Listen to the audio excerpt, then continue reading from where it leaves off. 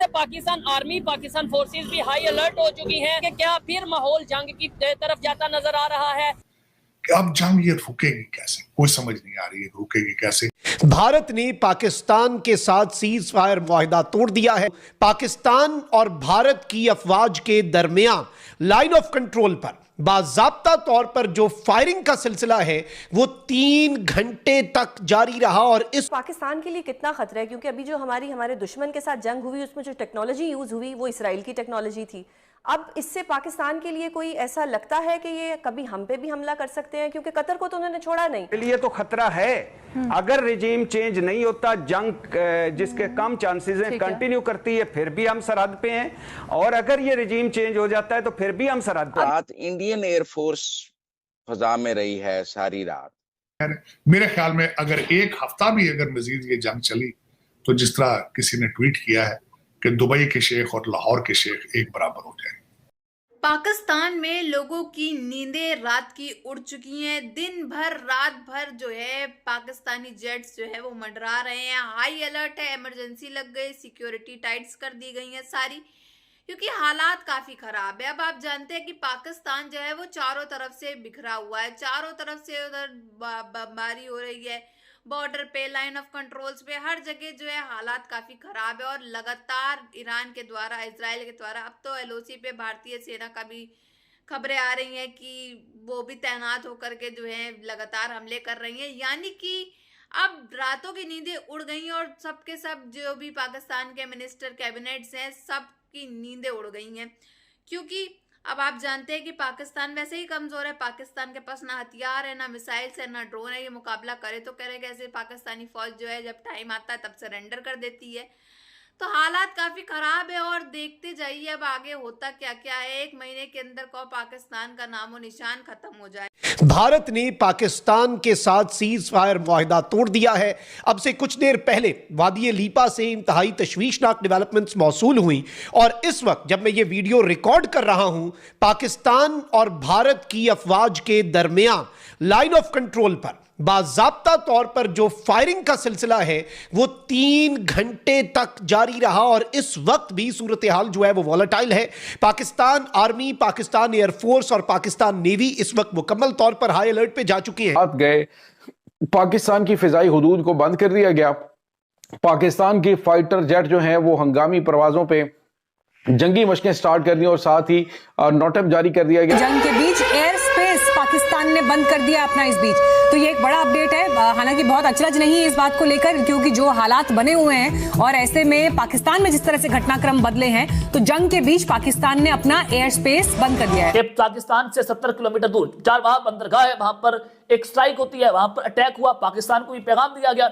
Iran border पर पाकिस्तान की फजाइया अपने लड़ाका प्यारे लेकर एक्टिवेट हो गई और इंडिया के बॉर्डर से उधर से इंडिया की फौजी आई। पाकिस्तान को उधर पर जाकर हाई अलर्ट हो गया और अब जो खबरें आ रही हैं कि फजाई हदूद को बंद कर दिया गया। ईरान के अंदर जो पहले हमला हुआ उसमें भी जिन लोगों ने निशानदेही की, जिन लोगों ने मुखबरी की, वो रा के, मोसाद के और सीआईए के एजेंट थे। भी जो हुआ और वो कितने करीब थे कि जिन्होंने तस्वीर तक उतार के भेजी, जिन्होंने चिप तक लगाई। और इस पर तमाम दुनिया के ममालिक को सोचना पड़ेगा कि 2 ऐसी कुव्वतें जो किसी सूरत में भी काबिल एतबार नहीं है, वो जब चाहते हैं, जिस मुल्क में चाहते हैं, जैसा चाहते हैं ऑपरेशन करते हैं। तो होने हो भी सकता है, काफी ज्यादा चांसेस है पाकिस्तान इंडिया के दोबारा जंग होने के। मुकाबला करना करें, मैं कहता हूं इंडिया से करें, टेक्नोलॉजी में करें ना। वो कितना आगे जा रहा है। पाकिस्तान के हवाले से सुना है कि कल रात इंडियन एयरफोर्स एक्टिव होके ऊपर उड़ती रही है। वो एंगेज करना चाहती थी कि पाकिस्तान एयरफोर्स जो है अफगानिस्तान की तरफ से तवज्जो उनकी इस बॉर्डर पर लाया जाए। तो मेरे ख्याल में इस वक्त अगर देखा जाए तो माइट इज राइट, जो कि आज का नहीं है चीमा साहब, शुरू से है। जब से इंसानियत क्रिएट हुई है, might is right. Hulagu Khan होता था, गेंगिस खान था, हिटलर था, जो कुछ भी था, मुगल थे, पठान थे, जो कुछ भी, जंगे मार धाड़, कोई समझ नहीं आ रही कि अब जंग ये रुकेगी कैसे, कोई समझ नहीं आ रही है रुकेगी कैसे। बीबी नेतन्याहू को कन्विंस कौन करेगा? और बीबी नेतन्याहू ने के जो एम्बेसडर हैं उन्होंने आज से 1 हफ्ता पहले बिब्लिकल मैप सामने रख दिया है। अब या तो वो बिब्लिकल मैप पूरा करके सेटिस्फाई होंगे या उससे पहले सेटिस्फाई होंगे? ईरान खत्म हो जाए, पाकिस्तान अगला निशाना बने, सारे मुसलमान या तो घर वापसी हो जाए इनकी, किधर चले जाएं? आज भी मैं समझता हूं कि यूनिपोलर है जो दुनिया को ये चाइना और रशिया ये स्टेटमेंट दे के दिस इज मल्टीपोलर और बाइपोलर वर्ल्ड है कि हम भी सारा कुछ है, लेकिन रशिया और चाइना आज कहाँ है कोई नजर नहीं आ रही। इस वक्त यूनिपोलर है, सिर्फ और सिर्फ ताकत किसके हाथ में है? बीबी नेतन्याहू के। The most strongest person on the planet Bibi Netanyahu. ये मान लेना चाहिए, आज मान लें, कल मान लें, जब भी मान। जो दुनिया को कहते थे कि वी आर फूल प्रूफ है, हमने यहाँ बेसें बना ली हैं, आओ पैसा लेकर यहाँ आओ। अब लोग पैसा लेके कहाँ जाएंगे? मुझे तो ये समझ नहीं आ रही कि दुनिया के अंदर 2 नंबर पैसा अब कहाँ जाएगा? कोई नई जगह आएगी? स्विस बैंकों में पहले लोग रखते थे पैसे जब हम छोटे थे, अब उन्होंने भी हथियार फेंक दिए हैं। आज मेरे ख्याल में अब जीसीसी भी, अगर अकॉर्डिंग टू द ट्रम्प साहब, 2 चीजें आई CNN के मुताबिक, वो कहते हैं कि the bigger attack yet to come, अभी बड़ा हमला भी होगा। और अगर 1 महीना आप कह रहे हैं, मेरे ख्याल में अगर 1 हफ्ता भी अगर मजीद ये जंग चली, तो जिस तरह किसी ने ट्वीट किया है कि दुबई के शेख और लाहौर के शेख एक बराबर हो जाएंगे। पाकिस्तान आर्मी, पाकिस्तान फोर्सेस भी हाई अलर्ट हो चुकी हैं कि क्या फिर माहौल जंग की तरफ जाता नजर आ रहा है? क्या फिर पाकिस्तान हमारे लिए बहुत बड़ा खतरा है? और आपको ये ज़हनों में रहे कि इस खित्ते में नेतन्याहू ने सबसे पहला जो फोन किसी को बाहर किया है तो नरेंद्र मोदी हैं। बलूचिस्तान के बॉर्डर पे मैंने सुना है कि इजरायली एयरफोर्स भी रही है। रात गए इसराइल और पाकिस्तान एक दूसरे के आमने सामने आकर खड़े हो गए हैं। अगर ईरान एक दफा गिर गया तो उसके बाद खुदा न खास्ता, तो उस बाद बारी पाकिस्तान की है। मतलब हमारी तो वाट लग गई। देखें, हम ये जानते हैं कि इजराइल के साथ आपके बड़े ही एक डेकेड्स पुरानी रिले। मोदी जाते हैं इजराइल जी, और वहां जाकर वो जितनी कोलैबोरेशन दिखाते। आपकी नजर में कोई प्लान बन रहा है ग्रेटर? क्योंकि ग्रेटर इजराइल का प्लान तो पुराना ही है और उस पे इम्प्लीमेंटेशन का वक्त वो कह रहे हैं कि करीब आ रहा है। चाइना और सोवियत यूनियन ऐसे लगता है गायब हैं, हालांकि सबका ख्याल था कि ये इतना इस थिएटर है और इस थिएटर में अब चाइना बहुत एक्टिवली इन्वॉल्व हो रहा है मिडिल ईस्ट के अंदर। चाइना आपको इसमें नहीं पड़ेगा, चाइना अमेरिका की वॉर लड़ने नहीं जा रहा, because China is a soft baby.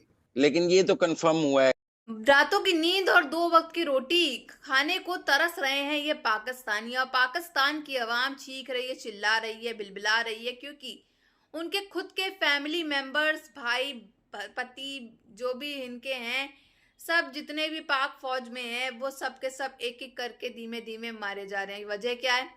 चारों तरफ से पाकिस्तान की ठुकाई और सुताई जो है लगातार चल रही है। आप देख रहे हैं कि 24-25 तारीख से ही लगातार पाकिस्तान के अंदर एक दिन भी ऐसा बीता नहीं है जिसमें कोई ना कोई हमला जो है वो ना हुआ पाकिस्तान के कोई एक इलाके में, चाहे वो इस्लामाबाद हो, लाहौर हो।